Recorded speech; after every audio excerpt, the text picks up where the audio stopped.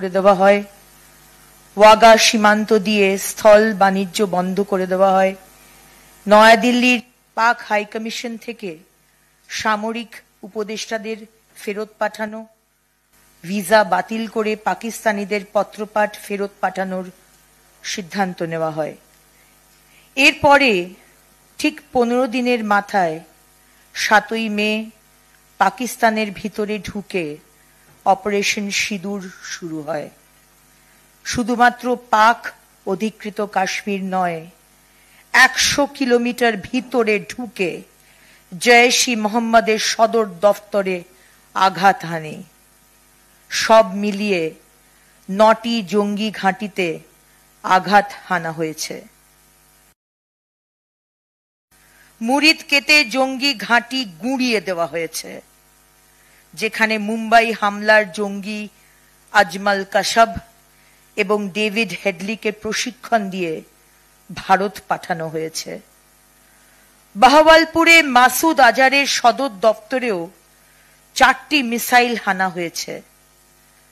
তাহউর রানাকে এখান থেকে প্রশিক্ষণ দেওয়া হয়েছিল।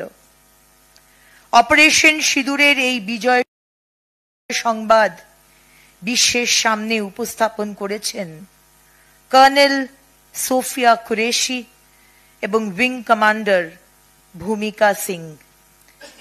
26 রমণীর সিঁদুর মোছার জবাবে নেওয়া পাল্টা আঘাতের খবরও দিয়েছেন ভারতীয় সেনার 2 মহিলা অফিসার। উইং কমান্ডার ভূমিকা সিংহ পাকিস্তানকে সতর্ক করে দিয়ে বলেছেন, আমরা শুধু জঙ্গি ঘাঁটিগুলো আক্রমণ করেছি, পাকিস্তানি সেনা বা নাগরিকদের ওপর কোনো হামলা করা হয়নি। এরপরও যদি পাকিস্তান কোনো বালখিল্য পদক্ষেপ করে তাহলে উপযুক্ত জবাব দেওয়া হবে। আজকের এই সভা ভারতীয় সেনাবাহিনীর অভূতপূর্ব সাফল্যের জন্য আমরা অভিনন্দন জানাচ্ছি।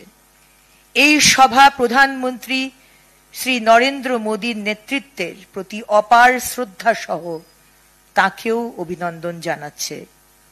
এই সভা মনে করে মোদী হ্যায় তো মুমকিন হ্যায়, মোদী থাকলেই সেটা সম্ভব।